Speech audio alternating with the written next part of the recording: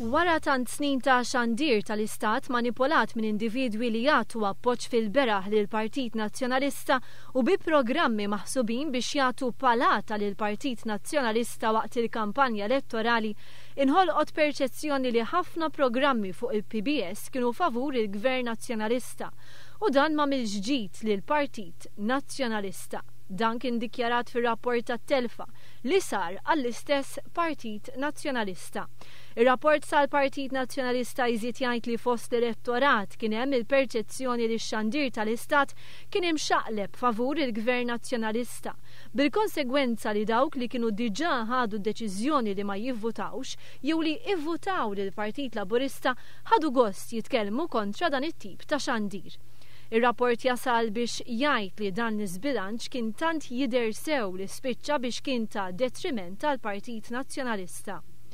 Qabel l-aħħar elezzjoni l-Partit Laburista kemm il-darba l-menta minn żbilanċ sfaċċat mill-PBS fil-konfront tiegħu, tant li jingħata raġun f'aktar minn okkażjoni waħda mill-awtorità tax-xandir. Il-Partit Nazzjonalista min-naħa tiegħu kien jiġħad dan bil-qawwa, sakemm issa ħareġ jammetti li din is-sitwazzjoni fl-aħħar mill-aħħar labet kontra il-Partit Nazzjonalista.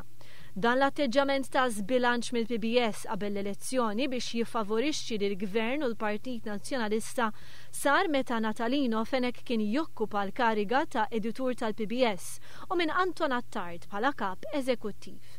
Ir-rapport kellem ukoll dwar is-sem tal-bloggers nazzjonalisti.